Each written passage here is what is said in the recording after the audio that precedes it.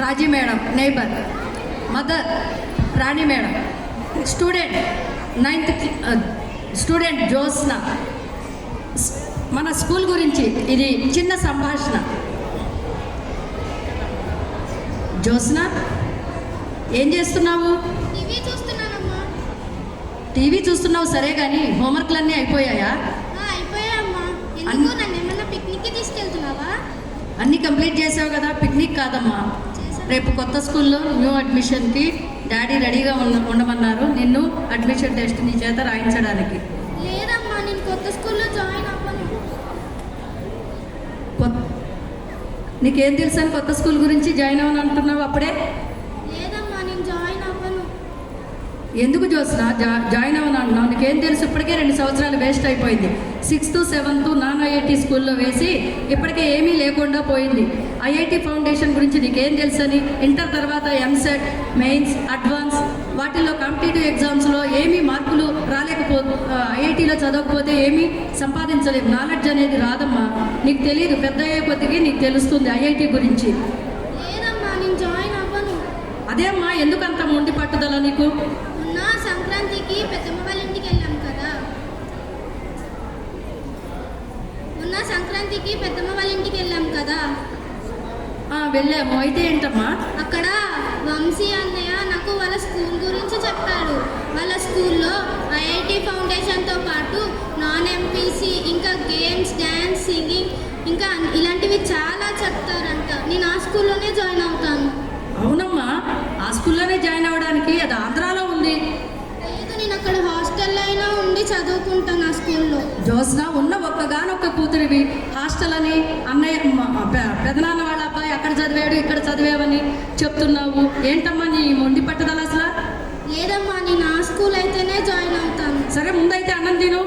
లేదమ్మా, నేను అన్నం తినను. ఆ స్కూల్లో జాయిన్ చేస్తే అన్నం తింటాను. రోజు రోజుకి పెద్దయ్య కొద్దికి నీకు మొండి పట్టుదల ఎక్కువైపోతుంది. ఇప్పుడే డాడీకి కాల్ చేస్తాను.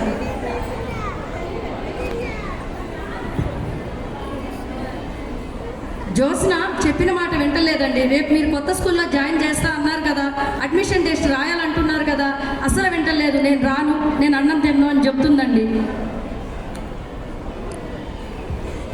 అదే మీ అన్నయ్య గారి అబ్బాయి చదివిన స్కూలు, నేను అక్కడ చదువుతాను అంటుంది. మరి ఇక్కడ ఎక్కడ మనం ఎలా జాయిన్ చేయాలి? అవునా, మీరు చూసింది కూడా అదే స్కూలా? తెలంగాణలో కూడా ఉందా ఆ స్కూలు? అవునా, ఇంకేంటి, చాలా హ్యాపీ. ఆ స్కూల్ అయితే మనకు తెలుసు కదండి. నేను ఇంకా తెలంగాణలో లేదేమో అనుకుంటున్నా, మళ్ళీ ఆంధ్రాలో హాస్టల్లో ఎలా వేయాలా అని. ఓకే, ఆ స్కూల్ అయితే మనందరము హ్యాపీనే కదా. ఇప్పుడే జ్యోత్స్నకి ఈ విషయం చెప్తా. జ్యోత్స్న, నీకు గుడ్ న్యూస్. ఏంటమ్మా? పెద్దమ్మ వాళ్ళ అబ్బాయి చదివే స్కూలు, ఇప్పుడు డాడీ చూసే స్కూలు ఒకటే. రా, అన్నం తిందుగాను. సరే అమ్మా, అన్నం తినేసి నా ఫ్రెండ్ ఝాన్సీ ఇంకా దేవికి చెప్పేసి వస్తాను. ఓకే, అలాగే. ముందు అన్నం తిందుగాను రా అమ్మ. తినేసి రాజీ ఆంటీ వాళ్ళ ఇంటికి వెళ్ళేసిరా.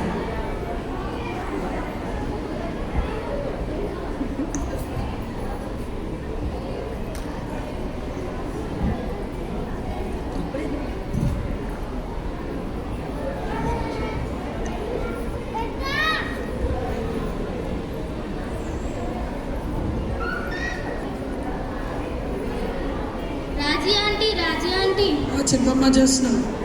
అది రేపు మా మమ్మీ ఇంకా మా డాడీ నన్ను కొత్త స్కూల్లో అడ్మిషన్ తీసుకెళ్తున్నారు. అది కూడా ఐఐటి ఫౌండేషన్ స్కూల్లో. మీ అమ్మగారు ఏముందమ్మా, లక్షల్లో అయినా ఫీజులు కట్టగలరు. నేను ఎక్కడ కట్టగలను చెప్పండి ఫీజులు? లేదంటే ఆ స్కూల్లో ఐఐటితో పాటు non MPC, games, singing, dancing, computer, ఇంకా ఇలాంటివి చాలా చెప్తారంట. జ్యోత్స్న, నువ్వు చెప్పేదాన్ని బట్టి చూస్తుంటే లక్షల్లో కాదు, ఇంకా ఎక్కువ ఫీజులు, అడ్మిషన్స్ ఫీజులని ఇవన్నీ ఉండేలా ఉన్నాయి జ్యోత్స్న. ఇది నా వల్ల కాదేమోనమ్మా. లేదంటే ఆ స్కూల్లో ఇవన్నీ చెప్తూ తక్కువ ఫీజు తీసుకుంటున్నారంట. మా మమ్మీ డాడీ ఫోన్లో మాట్లాడితే విన్నాను. అవునా జ్యోత్స్న, నువ్వు చెప్తుంటే స్కూల్ గురించి తెలుసుకోవాలి. నాకు కూడా యాంగ్జైటీగా ఉంది. అమ్మ ఇంట్లో ఉన్నారమ్మా? అవునంటే. ఓకేనమ్మా, నేను మీ అమ్మగారితో మాట్లాడొస్తానే. ఈలోపు నేను ఇంకా ఝాన్సీతో ఇంకా దేవితో ఆడుకుంటానండి. ఓకేనమ్మా. రాణి గారు బాగున్నారా? రండి రండి రాజీ గారు, కూర్చోండి కూర్చోండి. పని అయిందా? అయిందండి. మీరు ఎలా ఉన్నారు? చాలా బాగున్నానండి. మీరు ఎలా ఉన్నారు? ఏంటండి, ఈరోజు మీ పాప వచ్చింది మా ఇంటికి. వచ్చిందా అండి? ఏం చెప్పి దాని నోట్లో ఏది ఆగదులే అండి. అందరికీ చెప్పేంత వరకు నిద్రపోదు మా అమ్మాయి. కాదు, వచ్చి స్కూల్ గురించి మాట్లాడుతుంది. కొత్త స్కూల్ అంటుంది, ఐఐటి అంటుంది, అలాగే నాన్ కరికులర్ యాక్టివిటీస్ నేర్పిస్తారంటుంది. అవునండి, ఆ స్కూల్లో మా వారు చూశారండి. అందులోనూ మా బావగారి వాళ్ళ అబ్బాయి అదే స్కూలు, మా హస్బెండ్ కూడా చిన్నప్పుడు ఆంధ్రాలో అదే స్కూల్ చదివారండి. ఏంటండి గారు మీరు చెప్పేది? మీ వారు చదివిన స్కూల్ అంటే ఎంత ఎక్స్పీరియన్స్డ్ స్టాఫ్ అది ఉంటారు.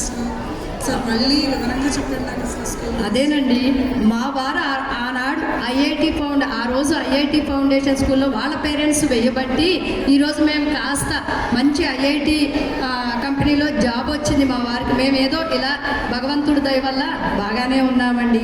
అదే స్కూలు అన్నీ ఉంటాయండి. ఐఐటితో పాటు నాన్ ఐఐటి సబ్జెక్ట్స్ కూడా చాలా ఇంపార్టెన్స్ ఇస్తారండి ఆ స్కూల్లో. అంతేకాకుండా కోకరికులర్ యాక్టివిటీస్ అయినా డ్యాన్స్, సింగింగ్, కరాటే, కుంఫు, అంతేకాకుండా స్లో లెర్నర్స్కి స్పెషల్ ఫండమెంటల్ బుక్స్ అని, అదేవిధంగా మ్యాథ్స్, ఒలింపియా, ఇలా అన్ని రకాలుగా భగవద్గీత శ్లోకాలు అన్ని రకాలుగా తీర్చిదిద్దుతారండి ఆ స్కూల్లో. మీరు నిజంగా చెప్పండి, ఎన్ని లక్షల్లో ఫీజులు ఉంటాయి?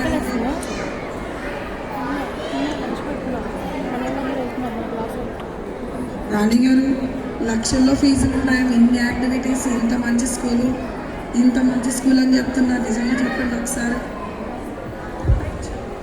లక్షల్లో ఏం కాదండి. నేనైనా మా సార్ అయినా లక్షల్లో ఫీజు కాదు మేము ఆలోచించేది. లక్షల్లో ఫీజు కడుతున్నామా లేదా వేలల్లో కడుతున్నామా అని కాదండి. క్వాలిటీ ఎడ్యుకేషన్ ఎక్కడ ఉంటుందో అక్కడే పంపించాలనుకుంటామండి. అవునా రాణి గారు? చాలా అంతకి ఇంత చెప్తున్నారు, అసలు స్కూల్ పేరు అయితే మీరు ఇంతవరకు చెప్పట్లేదు. తక్కువ ఫీజుతో అందరికీ అందుబాటులో ఉండే ఫీజులతో, అంటే మధ్యతరగతి వాళ్ళకి అందరికీ అన్ని విధాలుగా అన్ని రంగాలలోనూ తీర్చిదిద్దుతున్నారండి ఈ స్కూలు. ఆంధ్రాలోనే కాదండి. ఏంటి మేడం, ఆంధ్రాలో కూడా ఉందా ఆంధ్ర స్కూలు? మన తెలంగాణలో కూడా ఉన్నాయండి. ఆంధ్రాలోనే కాదు, మన తెలంగాణలో కూడా ఉన్నాయి. ఆ విషయం మాకు ఈ మధ్య తెలిసింది. చెప్పండి మేడం, మేమేనే కుకట్పల్లి, అది ఎక్కడుంది కుకట్పల్లిలో స్కూలు? అందులో మన దగ్గరే కుకట్పల్లి సాయినగర్లో ఉంది. అదేవిధంగా తెలంగాణలో ఈసీఎల్ కుషాయిగూడ, సత్తుపల్లిలో కూడా ఉందండి మన స్కూల్ బ్రాంచెస్, మనం జాయిన్ చేయబోయే బ్రాంచెస్. వాళ్ళు చెప్తున్నారు. స్కూల్ పేరు చెప్పండి రాణి గారు, ఎందుకు మీరు అసలు? స్కూల్ పేరా అండి? అదేనండి, ఐఐటి ఆది గురువు, IIT legend doctor KKR's Gautam school. మా రాణి గారు, ఇది ఆంధ్రాలో మంచి స్కూల్ కదా, చాలా పెద్ద స్కూల్, చాలా బ్రాంచెస్ ఉన్న స్కూల్. తెలంగాణలో కూడా ఉన్నాయండి, తెలంగాణలో కూడా. అందులోనూ కుకట్పల్లి సాయినగర్లో మన ఇక్కడ ఉన్న ప్రిన్సిపల్ మేడం ఎవరు అంటే శ్వేత మేడం అండి. ఎక్కడ తగ్గేదేలే అన్నట్లుగా ఎంపీసీతో పాటు సమానంగా నాన్ ఎంపీసీ సబ్జెక్ట్స్ కూడా టీచ్ చేయాలి అని చెప్తారంటండి. మా వారు ఎంక్వైరీ చేశారు, మా వారికి తెలియకుండా నేను కూడా ఎంక్వైరీ చేశాను. గారు, ఇవన్నీ నిజమేనంటారా మీరు చెప్తున్నవన్నీ? 100కి 200 నిజమండి. మేము ప్రాక్టికల్ గానే తెలుసుకుంటాం. వారు తీరా అన్ని మాట్లాడిన తర్వాత నిజం కాదనుకోండి, సగం తెలుసుకుని వస్తూ ఉంటాను నన్ను వాళ్ళు. మరి అసలు ఈ స్కూల్ స్థాపించిన చైర్మన్ సార్ ఎవరో తెలుసా రాజీ గారు మీకు? అసలు రాణి గారు ఇప్పుడు చెబితే అందరూ అసలు ఈ స్కూల్, ఇలాంటి స్కూల్ ఇంకా ఈ రోజుల్లో ఇలాంటి తక్కువ ఫీజుతో అందరికీ అందుబాటులో ఉండే స్కూల్ భూతత్వంలో వెతికినా దొరకదేమో, కానీ మన స్కూల్ ఉంది అని అందరూ తెలుసుకుని తప్పకుండా వస్తారండి. మరి ఈ రాణి గారు ఇంకా చెప్తున్నారు, ఈ స్కూల్ పాంప్లెట్స్ కానీ పోస్టర్లుగా నేను ఎక్కడ చూడలేదు. మరి స్కూల్ గురించి ఎలా పబ్లిసిటీ అవుతుంది అసలు? అదేనండి, ఈ స్కూల్ చైర్మన్ సార్ యొక్క స్పెషాలిటీ. ఎలా అంటే ఎలా వస్తాయి రాణి గారు? వస్తాయండి, నిజాలు మాత్రమే తెలుసుకోవాలి. అడ్వర్టైజ్మెంట్స్ ముఖ్యంగా మన ఈ doctor KKR's Gautam school chairman సార్కి అడ్వర్టైజ్మెంట్స్ టీవీల్లో చూపించడము, క్యాంపెయినింగ్ అధికంగా ఈ క్యాంపెయినింగ్ చేయడము, లేదా టీవీల్లో చూపించడము, మీడియాల్లో పబ్లిసిటీ చేయడం, ఇవేమీ ఇంట్రెస్ట్ ఉండదండి మన చైర్మన్ సార్కి. అవునారాణి గారు, అసలు మీరు ఇన్ని చెప్తుంటే ఎప్పుడెప్పుడు ఆ స్కూల్కి వెళ్ళి అడ్మిషన్స్ తీసుకుందామా, మా పిల్లల్ని జాయిన్ చేద్దామా అని ఉంది. ఎప్పుడు వెళ్దామంటారు స్కూల్కి? అదేనండి, ఇంకా కొసరాజు కోటేశ్వరరావు గారి గురించి వినండి. చెప్పండి చెప్పండి. మరి కేకేఆర్ డాక్టర్ కొసరాజు కోటేశ్వరరావు గారు, నోన్ యాజ్ డాక్టర్ కేకేఆర్, ఆయన పేరుతోనే మరి వాళ్ళ కొడుకు అయిన అవినాష్ సార్ వీళ్ళిద్దరూ కలిసి మొట్టమొదటిగా ఆంధ్రాలో బ్రాంచులు స్థాపించి అంచెలంచెలుగా ఎదుగుతుంది. ఎందుకు అంటే మరి కొసరాజు కోటేశ్వరరావు గారు మొదటగా ఐఐటిలో కాలేజీలో చేసేవారు. ముందుగా కాలేజీ స్థాపించారు. అవునారాణి గారు, అయితే ఇప్పుడు స్కూల్కి రేపు వెళ్దామంటారు అడ్మిషన్స్, మా పిల్లలతో కూడా. ఇప్పుడు చెప్పండి, మనం అడ్మిషన్ తీసుకోబోయే స్కూల్ ఏంటి, ఎలా ఉందంటారు? Super, doctor KKR Gautam school super. That is doctor KKR Gautam school. That is doctor KKR Gautam school. ఇంకొక విషయం, కొసరాజు కోటేశ్వరరావు గారు మరి ఉచిత విద్య అంటే మరి విద్యార్థులు ఎదుర్కొనే ఇబ్బందులను తెలుసుకొని చాలా అంటే కాలేజీల్లో చాలా ఇబ్బందులు పడుతున్నారని స్కూల్ లెవెల్లోనే ఐఐటిని స్థాపించాలని ఐఐటి ఫౌండేషన్తో వడ్డీ విధానానికి స్వస్తి చెబుతూ కాన్సెప్చువల్ టీచింగ్ని ప్రవేశపెట్టారు. మరి అంతేకాకుండా ఉచిత విద్యను ఆయన ప్రారంభించిన మొదటి సంవత్సరంలోనే ఆ మొదటి బ్యాచ్ పిల్లలే 73 ర్యాంకులకు పైగా ఐఐటిలో ర్యాంకులు సాధించారు. 100కి పైగా చాలా ర్యాంకులు సాధించారు. ఆ విధంగా ప్రతి చోట వాళ్ళ బ్రాంచ్లు అంచెలంచెలుగా ఎదిగాయి. అదేవిధంగా ఆయన చాలా సహృదయులు.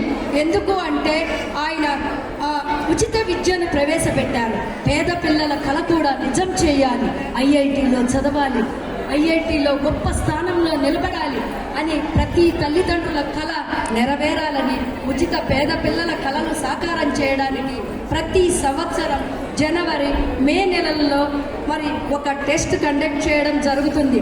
ఆ టెస్ట్లో మొదటి 250 బాయ్స్, మొదటి 250 గర్ల్స్ ఫస్ట్ వచ్చిన వాళ్ళకి ఫ్రీగా ట్రైనింగ్ ఇచ్చి టెస్ట్ 2 అనేది కండక్ట్ చేస్తారు. ఆ టెస్ట్ 2లో క్వాలిఫై అయిన వాళ్ళని తీసుకొని మరి వాళ్ళని ఉచిత విద్య, వాళ్ళకి ఇంటర్ వరకు ఉచిత విద్య అందిస్తూ వాళ్ళని ఐఐటి రంగంలో దూసుకుపోయేలా ఎంతో చక్కగా సహకరిస్తున్నారు. కాబట్టి డాక్టర్ కొసరాజు కోటేశ్వరరావు గారికి మనందరం ఇక్కడ ఉన్నా కూడా గట్టిగా చప్పట్లు కొట్టాలి. కొసరాజు కోటేశ్వరరావు గారి గట్టిగా